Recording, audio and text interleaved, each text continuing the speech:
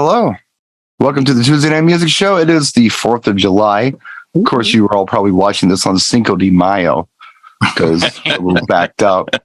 We have no lives, so we're here. We have, of course, Mr. Howie Darkstar. Hello. We have Boston John and Georgia Matt with us tonight. Hey. We also have no plan, so we're just here. I guess we go ahead and kick it off with Boston John's record roundup. See what John's got for us this week. He's got something. I do have one. I have one off to the side.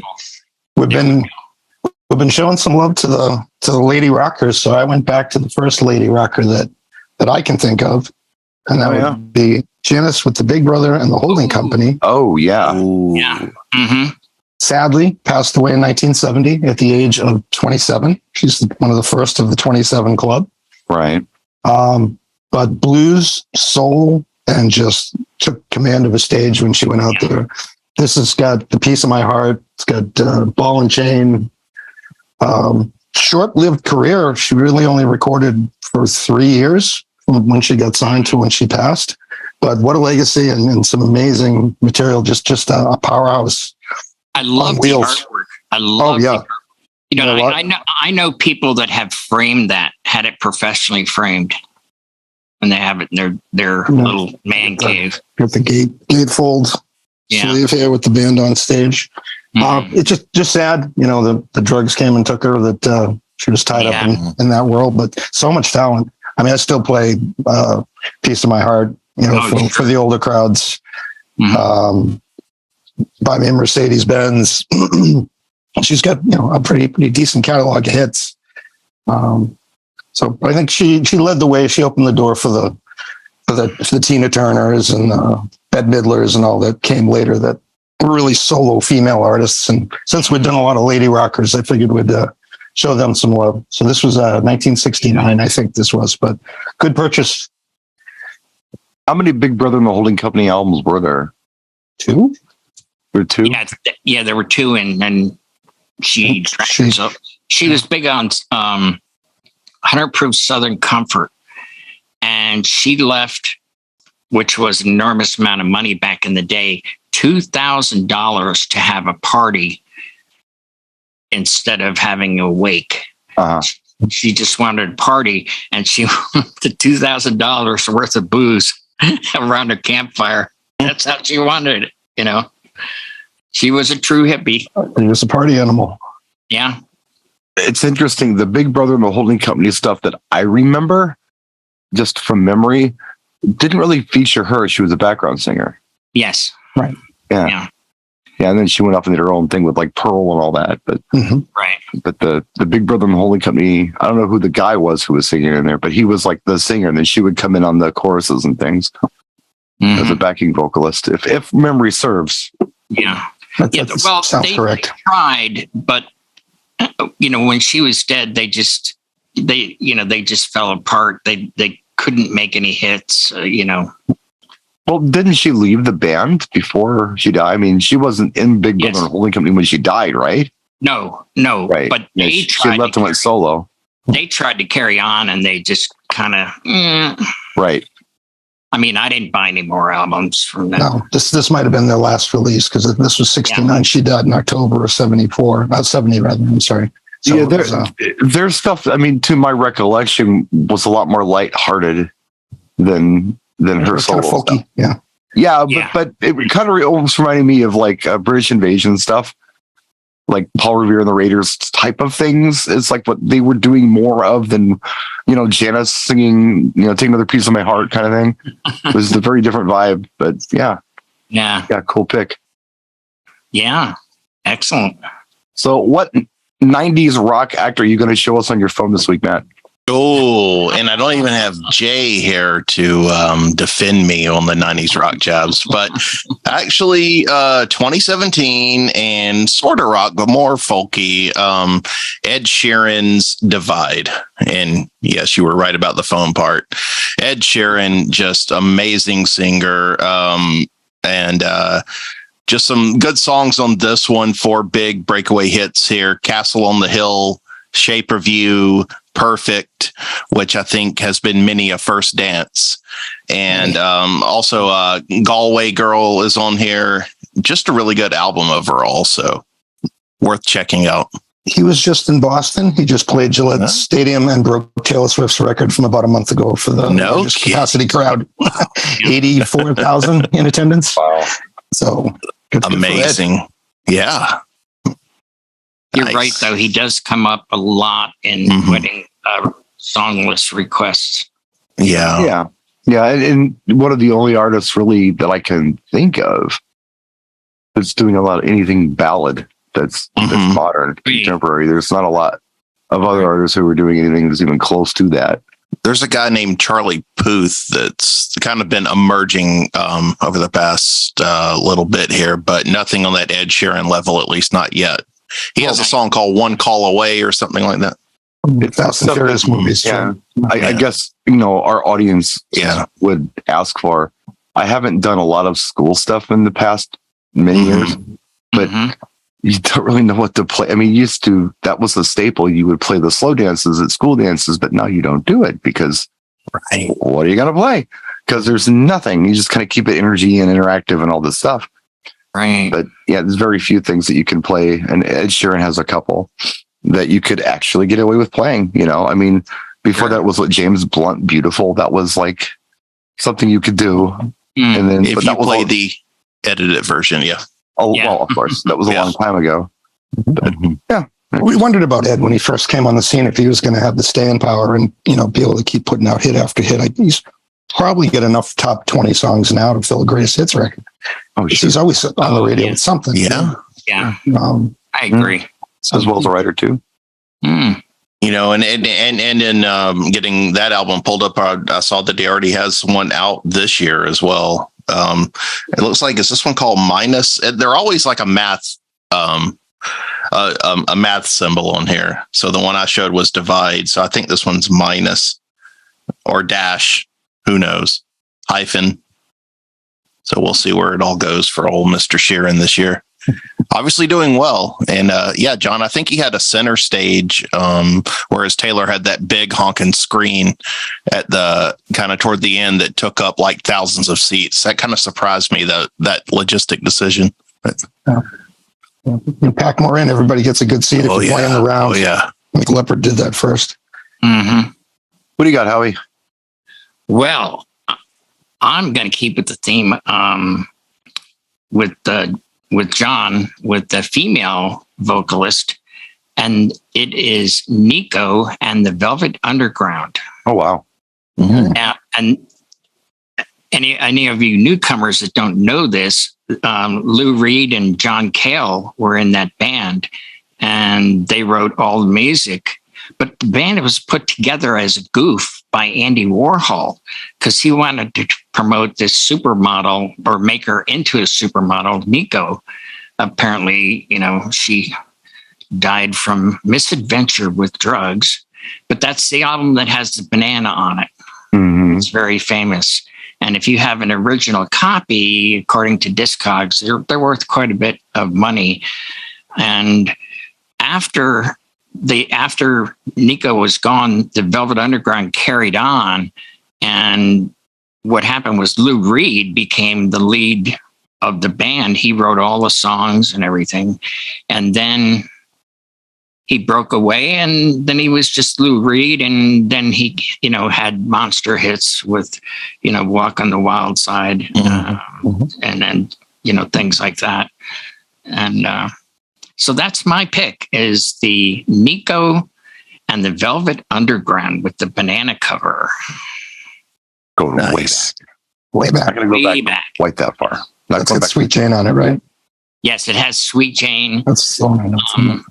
It's a really down tempo Sweet Jane. An article I read about that when he first came out, in that particular album, they called it sing talking, whatever phrase that's supposed to mean. It was like, because he did actually, when you think about it, sometimes he would sing, but sometimes he would just talk. Well, it's like beat poet stuff. Yeah, exactly. And that's not rap, but beat poet stuff. Yeah. Right. That's the scene he was in, was with the beat poets. Yeah. Yeah, exactly. Yeah. So I'm going to pull an album up here that I'm almost 100% confident John's familiar with this artist. I don't know if Howie is, and I pretty much put money on Matt not knowing who this is. So I'm going to turn you on to something that's actually pretty cool. All right. This is an artist who is a female artist. She was with a band called Shalimar for a while that has some really good songs. Then she did a solo album, and it's this one right here, is Jody Watson. This is an amazing album. People talk about Janet Jackson and Paula Abdul and all that stuff from back when. Jody Watson. This album was pretty big, right, John? Yes, it was. A lot of singles on it. I don't have. Don't You Want Me is on that, and Don't You Want Me, Still a Thrill, Love Injection, Looking for a New Love. Looking for a New Love was huge up here. To read them off, but this stuff was every bit as big as at the time as the Janet stuff. Just say, I remember the songs. I didn't remember her name though. Yeah, Jody Watson, and she had other albums, but this was the big one. The breakout solo album. She's British. I don't know who produces this stuff, but a lot of it kind of sounds like. He totally did not have a hand in it, but a lot of it kind of sounds Prince-esque. Wouldn't you say? It's got that Minneapolis bounce. I mean, Still a Thrill has the Lynn drum in it and stuff. But yeah, this is a fire album. And her singing with Shalimar was stellar too. Yeah. Oh yeah. With the second time around, and Night to Remember. Night to Remember. That was yeah. Yeah, that was good. She wasn't on Dead Giveaway. She had left at that point, right? I think so. I think she was. Wasn't Jermaine Stewart the guy in there? That I don't know. Anyway, might have been. I need to brush up on my Shalimar. Also, a British actor. It's pretty cool. Had a couple incarnations, but yeah, this Jody Watson self-titled. She got good mid-tempo dance full of fillers. So go right in with your 108 to 115 zone. Perfect. Nice. Nobody is talking about this one though, but it's so good. It's so good. I'll definitely have to check that out. The one that my favorite song on here, I don't think was, well, it might have been an R&B single. It's not the big ones. It's my favorite is called Love Injection. And I remember talking to Mark Mosley, Jay's mentioned him before, who was just a savant. He was from Boston too, and he just knew everything about music. We were talking about this, and I said, the one I like is Love Injection. He looked, give me a blank stare.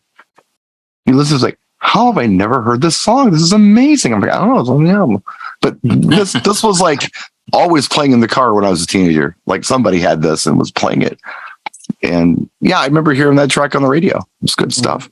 And her straight album versions are good, sometimes better than the 12-inch remixes, because there are some remixes that just play around too much with the song and it kind of loses its flow. I'd have to agree with you on that. I would have to agree with you. Because I got the 45s to get the better versions. I never purchased that record, but I've got all those singles you named. I've got the Looking for a New LP single took a few liberties that I wasn't really crazy about. And you're right. The album version, I think, is much, much better and cleaner. Yep. And a lot of that stuff they were doing on the 12-inch, just it wasn't necessary. There was no reason for it. The songs were fine all by themselves. They were danceable and funky, yet had radio play. So really, really a neat piece of work. I don't know that her sophomore album did much of anything, but this one was super hot. Yeah, there was a change in the music at that point. That whole New Jack Swing bop was kind of going away. So but this was not that. This was like smooth. This was almost like MPLS stuff, but the British version of it. In my ears, it was like Jam and Lewis doing Janet Jackson. That's what it sounded like to me. But maybe with a little bit of a Prince edge to it. I don't know. I just thought it was really good. At the time, I knew in my mind this was a Paisley Park production, but totally not. Totally not. It's British stuff. But yeah, it's cool. I'm checking it out. There you go. Good music discovery there. Yeah. It's a good one. Yeah. It's a really good one. If you care to listen to that stuff from that era, it's an unsung classic in my opinion. It's just so good. And it's not just a song or two. The album is good. There are a couple like that where you get a lot of bang for your buck. And I think this was probably, I don't know if it was 86 or 87. I don't have my glasses on.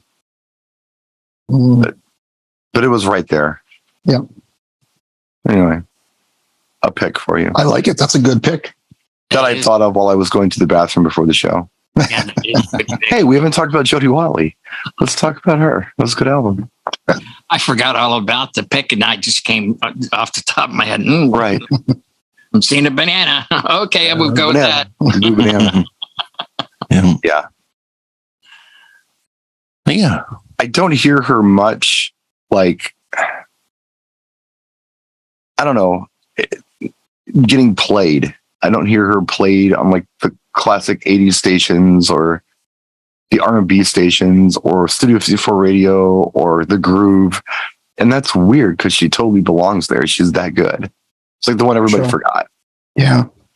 And if you like pop music, they're catchy songs. They're really catchy songs. And she was a pretty lady too. Yeah. The album cover shows it for sure. Yeah. She was pretty lady. She wasn't like overtly, sexualizing herself kind of thing. Right. But right. She was an attractive woman. She wasn't, playing the whole Madonna card. She wasn't doing that. So right. I think at best she like dress on stage. I think a tutu was her thing for a minute. She had she would wear like leggings and a tutu with some sweater or something. That was kind of her thing. But anyway. So we're here and we can talk music a little bit, I guess. Anybody got anything musical on their minds this week? I had a question because I see a lot in the DJ forums and things like that where people are asking a bunch of DJs for tips on, hey, I have this wedding coming up. This is the theme. What are some good songs for it and all? So whether it's preparing for a wedding or even in your personal listening, how are you guys discovering music these days? Me, I'm primarily discovering music by request. I do listen to music, but I'm not necessarily always the tastemaker. I might hear something I really like, but it doesn't mean my audience is going to like it. Mm-hmm. So I really kind of wait for them to let me know what they want to hear. Mm-hmm. I will, however, turn people on to things that maybe they haven't heard before, some older stuff. When it comes to newer stuff, I'm not doing a lot of breaking of tracks. I'm letting them tell me what's good and being prepared. And that's why it's important to have your music like promo only, right? And Top Hits USA and just have that stuff. Sure. So usually when they ask for something, I have it. Sometimes I don't. Sometimes I've missed it or something, by a week or two if it's real hot, but sometimes we've been sitting on it for 6 months because they weren't ready for it yet. That's right. I've done that a lot too. I'm like, I didn't know I had this. I've never played it. Play count 0. What was the track you guys were losing your damn minds about a month ago? Was it it was the Dua Lipa Barbie song. Yeah, Dance the Night. I'm gonna dance the night. Yeah. And you guys all swore it was gonna be this monster hit. Dude, I'm getting snake eyes on this. Nothing. People haven't heard it. Out here, it's on the radio at least once an hour. If you listen to 1 hour of pop radio, it just cycles again. It just but no one's asking for it, is what I'm trying to say. Gotcha. Well, the movie just. You know what I mean? It's in Barbie, so it's probably going to be more kids. Yeah. I was just thinking something like that might have a little more legs to it. It might be a slow burn. We might see that come. I was just ready for this wave where everyone had to have it right now, and I'm like, all right. But nothing. I expected a ton of remixes and all this, and so far it's just the straight version is all. No one's asking for it, and you know what? I'll eat my words in 3 months because it could happen. Yeah. But again, it's hard to go out there and try to be a tastemaker or guess this stuff. You can be ready, but maybe they're not. Right. So I've thought about this too. When people go on to, say, hey, I'm doing this kind of party or that kind of party. Does anyone have suggestions? I see a lot of people jumping their butts about, hey, you're a DJ. You should know this stuff. Yeah. Right. Yeah, but I don't think that's what people are really doing sometimes they are. Yeah. But I think most of the time people are just looking for ideas. And where else do you get to talk to thousands of DJs at a time? At once. What have I not thought of? You know, Yeah, back to the original question Matt asked. I would use the promo only Hot 20 and just listen to those and go, kind of make a judgment call. What's gonna hit 6 months from now, and that's usually seriously how it goes. It's not their favorite song right now, but then oh my gosh, 6 months later, I gotta have that song. Yeah, you develop the ear for it. You can pick a hit when you hear it. You're like, oh, that's gonna do something. You just know sometimes. I just take it and I put it on the hard drive, the external hard drive, and if somebody asks for it, I'll have it. Like Brian said, I might not even know, who the artist is, but I'll say, wait a minute, let me just check this out. I was like, oh, okay, this one's all right, and I always play. I always keep the clean versions, no swears, because that way I don't have to, figure out, oh, did I play the wrong version? I don't have the wrong version, so. There you go. On promo, you just got to stay away from the urban club, and you should be all right. Yeah, yeah. It depends on the category they're trying to fill. I mean, I'll help people out with song ideas, but if someone just comes up and says, I'm doing a country party, what do I play? It's like, okay, that's a little too broad of a stroke. It's like, I've never heard a country song ever. But if it's something specific, like they really want like 70s funky, I'll be like, all right, well, here's some artists. You got to get Rufus and Chaka Khan. You got to get Brian Family Stone. You got to get, you give them some direction that way, at least if they have a target. Well, country's a weird one for me because I don't know what a good country song sounds like. Like, I don't have the ear for it. I mean, the country for the last, I'm going to say 40, 45 years. I don't get the same. I know Let Your Love, Glow by the Bellamy Brothers is an amazing songs. Or Let Your Love Flow. That's like the 70s, right? That's 50 years to find a country song. England Dan and John Ford Coley was cool, and that was crossover, as was, because that was essentially Dan Stills is who that was, who had country hits. But yeah, I don't know what a good country song is because I can't identify it. What I have is in a crate. I think I have 20 or 30 country songs and say, hey, can you play some country? Like, cause I'll play to all ages or whatever, and, all tastes. And I have that, those 20 or 30 songs that everybody knows, like Shania Twain and Country Girl, Shake It For Me. And those are staples. Horse, Ride a Cowboy. Yeah, probably Garth Brooks in there, maybe a Kenny Rogers. I may be the guy asking, hey, I have a country wedding. I know some of the standards of what else is cool. I might be that guy that asks that question. And some of them will all jump down your throat. I'll completely ignore. They play that Morgan Wallen song about whiskey. Like, they're all of them. Right. Which one? They're all. You got it. That's it. Yeah. I don't understand it. Just because I don't understand it doesn't mean it's bad. I just don't get it. Okay, here we are, July 4th. I predict that he is going to come out with his own branded whiskey very soon. Just like Jimmy Buffett has his own tequila, and so does Sammy Hagar. He has his own tequila. Well, he did. He sold it. Well, he does a lot of things. I mean, he's a pretty good businessman. He makes a lot of money. Oh yeah. But yeah, I mean, the guy could, and they probably buy it, but it needs to be discount, probably something you could get at Walmart. No top shelf stuff. And I'm sorry. I was going to say, I think at the time, I was growing up, kind of in my teens and maybe even early 20s, like MTV was always a good gauge at what was popular. TRL and even some of the shows before that, at any of those top 10 type countdown shows, you really got a good pulse on what was going on. They were good at telling you what was new, telling you what was topping the charts and all of that. And, there was a lot of golden era modern singers around then too, the boy band eras. I'm talking like 90s boy bands here, maybe like Backstreet Boys and NSYNC. You had your Britney Spears, Christina Aguilera, stuff like that, things that are still getting requested today. So it's kind of a good time to really come into it too. But it seems a lot harder these days because it's like, one, all of that older stuff I mentioned and even stuff decades before that just stays. And two, like, you mainly discover a lot of things through the internet. You guys mentioned promo only. And it's just, the internet is just so eclectic and diverse. And it's just, anybody you look up and you discover for the first time has already got a couple of million views on their song. So it's kind of tough to feel like you're not missing your audience, the intro sometimes. You what they want to hear. I mean, right. Trust the requests. If there was a point in time we didn't know who Britney was, and someone came up and asked us play Britney, and we said, "Good call." Play off of them. I mean, there's a girl at work.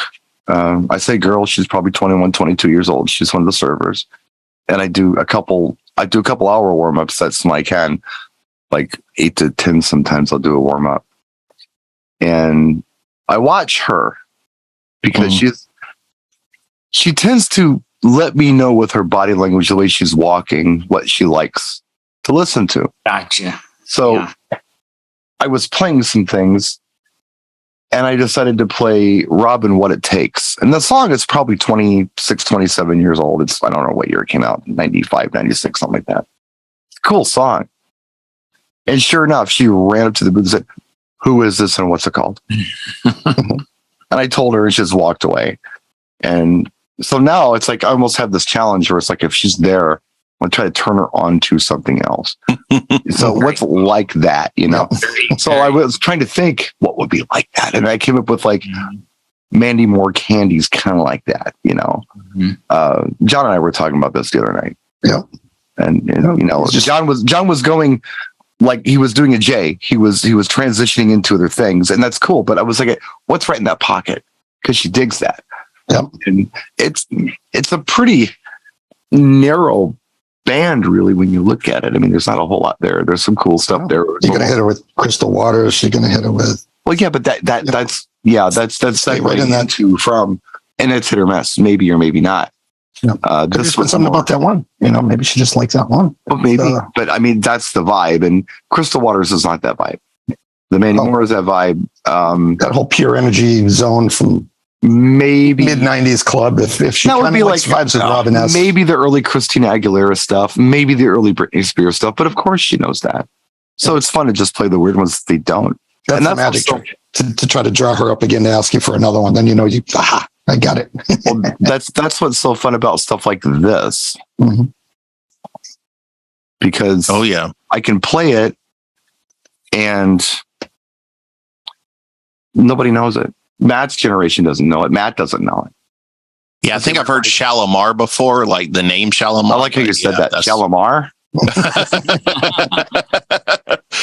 Sounds like very aquatic. Right? Yeah. Shalimar was all over the place. Mm-hmm. Shalimar did a lot of different stuff. If you've heard one Shalimar song, you haven't heard Shalimar. It's not like they're not AC/DC who did the same album. For 50 years. 15 times. Yeah, 15 times. They really do have a different album every time. It's interesting incarnations. And there's stuff they did on the Footloose soundtrack, and there's stuff they did during the disco era, and there's stuff they did that's almost kind of funky and new wave. And yeah, they were all over the place. So an interesting act. But yeah, it's stuff like this that's fun to just throw in. And I fortunately have the liberty to be doing that kind of stuff now because I can't always at weddings. I got to do what I'm told. I'm a hired hand. They want to hear certain things. You play them. You shut up and play your songs. But yeah, I could be a little more artistic with my mixes, doing what I'm doing now weekly, which is good for me. I like it. But, yeah, I have a brunch gig coming up this Saturday. I'm so excited about it. Just because of that, it's like I get to go and sort of showcase more than playing off of a slate of requested songs. So. Yeah. I mean, just as long as they're digging what you're doing, that's point. Key. That's key. I mean, yeah, I always feel pressure when it's a paid gig because I know how much it's like costing them per song for me to be there. So I really try to hit the nail on the head. But when I'm doing club stuff, especially when I'm there an hour early to do a warm-up set, I don't care if they like it or not. I'm doing it on my time, so I can play around with stuff and just see what happens. But yeah, it's fun when you can take liberties. I never want to strong arm people into anything, and I never want to. Right. I've had company in town all week, and I think this would be not my youngest nephew, but one of my nephews recently got married, and I don't know his wife very well, and she's a little shy. And I told his big brother, I said, well, she seems nice. I said, but I'm kind of waiting for her to come to me, because I don't want to be like, hey, like me, I mean, when you're ready, come to me. I'm not going to strong arm you into, you have to deal with me because I'm Uncle Brian, I guess I kind of feel that way about my audiences too. I don't want to strong arm them into a style that they're really not into. I might try to nudge it a certain way. And if I don't feel like I have a response, I'll pull back. You got to kind of know when to pull back, I think. Yeah.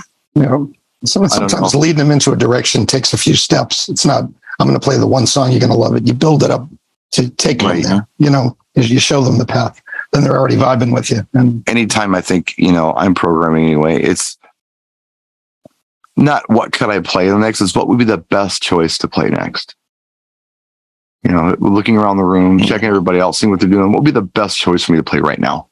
Not necessarily the obvious choice, but the best choice. What reaction am I looking for? I was doing the casino, and I think the people at the casino, that whole group, I believe they really enjoy predictable. I don't think they like surprises. I think they want to hear the same song they've been listening to over and over for the past 50 years again. I have a brother like that. He's in this pocket of music and he doesn't want to leave it. And it's Ted Nugent, it's REO Speedwagon, it's Judas Priest. Right. He's good there. He doesn't want to go beyond that. That's his pocket, and that's fine. Comfort zone, like you said. Yeah, he can listen to Bob Seger, for the rest of his life and be a happy guy. Me, if I hear old time rock and roll again, I'm guilty of over 1,000 plays of that. I know for sure. Easily. Oh yeah. Once per gig for 20 years plus. You can't hear a song too much. It's possible. You can burn out on stuff. It is possible, but some crowds don't. When I did that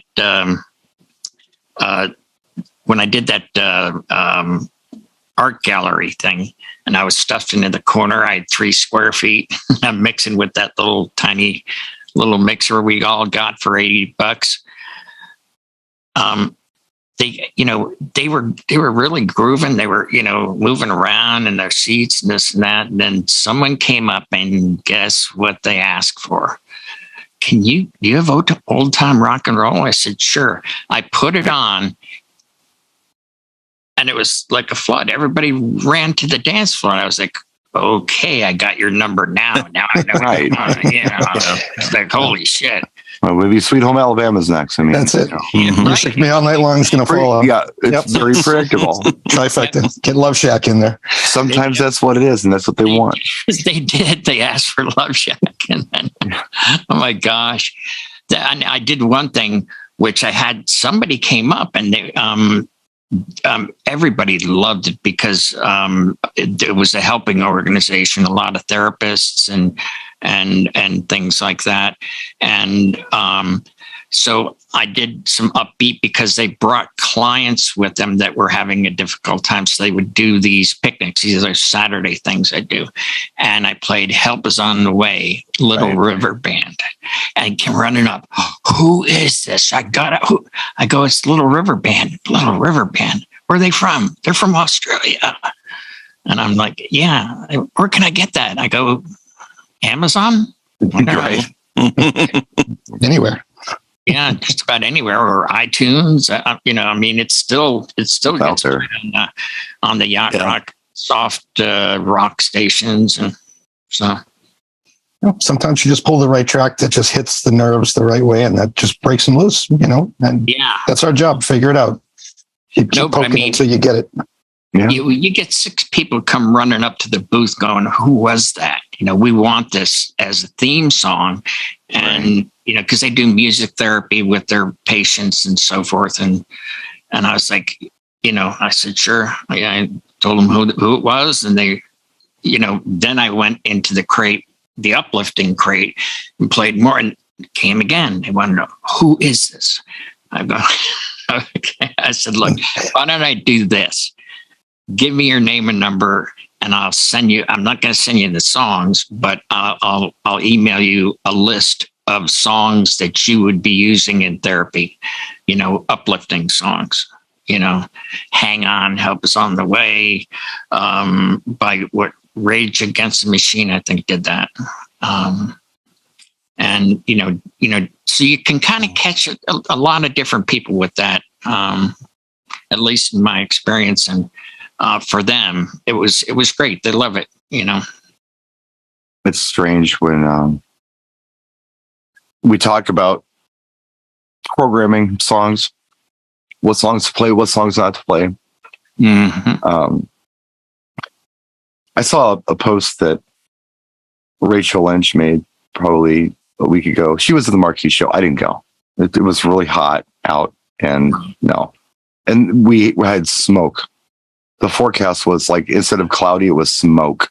Smoke. I said it right on my computer. I'm not going to in a tent in Chicago when the forecast says smoke. This is the first time in my life I ever heard a weather forecast that said smoke. Smoke. Yeah. So I didn't attend, but she was there, and she was one of the presenters, and something that she said, and she gave an explanation for it. I skimmed it. It was long.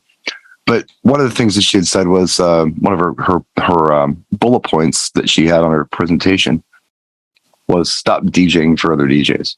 Right. And she expanded on that, but she was going for it. I've kind of said the same thing before. I don't like DJing for DJs. She was talking about something different. She was talking about, generally just trying to please other DJs on what you're doing, what you're using, what you're playing. Some DJs will say, well, don't play the line dances that everybody does, that play something else. But who cares what another DJ thinks about what you're playing? Worry about what your audience thinks about what you're playing. Right. That's it. I get it, kind of, sort of. I have seen DJs who just go for the lowest hanging fruit when it comes to their sets. And they're not really moving their audience with it. They're moving some of their audience with it, but not their entire audience with it, because they're doing the same thing that everybody else is doing. Yeah, that in that case, maybe you want to back off on some of the same thing that you're playing every week, and maybe DJing isn't really your thing at that point. If it's a DJ battle and you're trying to show off and showboat, and there's just a paying crowd in front of you that's expecting to have their event do something else, and you're just going to show. But like, if you wouldn't, the reason I think she said that also was, don't put on the show in front of another DJ if it's not the way you're really going to perform. If you had a crowd in front of you, don't be that guy. I didn't even read kind of the explanation. The only thing that I saw was like, hey, don't worry about what other DJs feel like you should play what you feel like your audience is digging, and that's very valid. It is. Well, she takes a lot of heat. She puts up some gig logs of some stuff, and she gets a lot of trash in the comments. And she puts up, she's very patient, very, very sweet, lovely girl. But and they're like, "Oh, what are you playing Kool and the Gang Celebration for? What year is it? What decade are you from?" And she just takes that kind of crap. So again, it's other DJs that are making these comments. It's always the peanut gallery. I don't know. I know Howie knows this about me. I think John's getting to know this about me. I don't care what anyone thinks of me or what I do. It means nothing to me. He really does. I really don't care. I don't care if you don't like my clothes, if you don't like my car, if you don't like my kids. I don't care. They're not for you. They're for me. I could care less about what you think. I have no vetted interest in you liking me or thinking like me or anything else. So I do what I do because it works. That's for me and my audience. The best you can be. Freedom. That's freedom, brother. It is. Yeah. I totally is. That's freedom. Yeah, it is. And I'm not. Things. When I was young, I think I did things to upset people intentionally because it was easy to do. So I was doing that, but I don't do that anymore. I try not to upset anybody. I just don't really care if you don't like it. If you are a DJ and you don't like what I'm doing as a DJ, I don't care. You don't like my software? I don't care. You don't like my song selection? I don't care. You don't like my mixer? I don't care. I like my light show? Again, don't care. Doesn't matter to me. Don't matter. I don't care. So unless they start paying your rent. Well, I don't give into peer pressure like that, but I understand a lot of people do. Yeah, I mean, it's human nature to do this. A lot of people like sports. I don't like sports because I don't care. Well, you won. Well, what did I win? I didn't win anything. I won nothing. What's the satisfaction that I'm better than you? Well, who's to say that you can be better than me next week? What's the point of this? It's stupid. It means I don't get it. That to me, that's a waste of time to compete like that. And I feel like DJs are trying to compete like that. A lot of DJs with some of this stuff. With, you shouldn't play this, you should play that, and you should charge this, and you should. No. Same with gear. My gear is better than your gear. And they both do the same thing. You press a button, it makes music. What's the big deal? I don't care what kind of car you drive.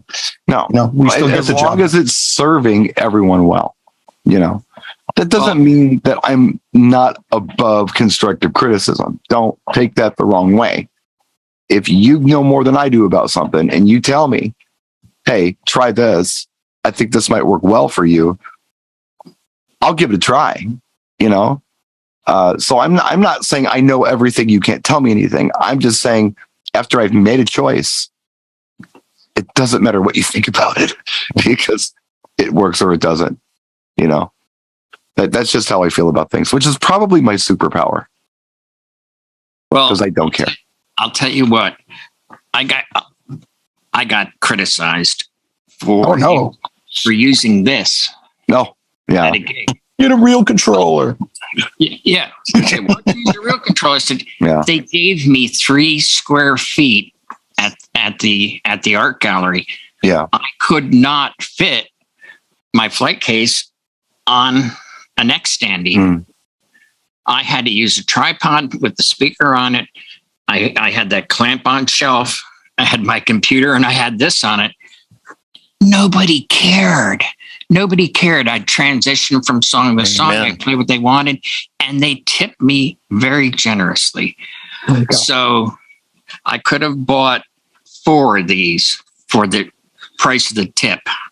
I mean, as long as it's not negatively affecting your product, your end product, why not? Why not? I mean, they loved it. Loved it enough to give me that much money over and above my fee. Right. I'm like, yeah. I mean, that was my answer to the criticism. And I showed somebody, use this at a gig, played the whole gig with it. I think everybody knows too that I am a snob about sound. Yeah. I can't tolerate crap sound. If it's crap sound, I'll tell somebody, hey, that sounds like crap. I have no beef about that. I will say it to them. But I kind of know something about it. And I know what was painful to my head. If I'm in pain, someone else is probably in pain too. So yeah, I mean, in that regard, that is me with no filter attempting to give constructive criticism. But you can only sugarcoat something so much until you just have to just come flat out and say, hey, that sounds like ass. The SLA factor on this is very high, which is a real thing. SLA factor, if you go on to some of the audio companies' brochures, they will list an SLA factor in the specs, which literally means sounds like ass. And that is an industry inside joke, just so you know. So if you ever see that SLA factor, don't feel stupid that you don't know what it is. It sounds like ass. So if something really sounds terrible, it's like a 10. It's like, we're going to give this a solid 3. It's got an SLA factor of 3. So I've heard better, but it ain't bad, kind of thing. So just for sure. Trivia there for you when you're going through your brochures.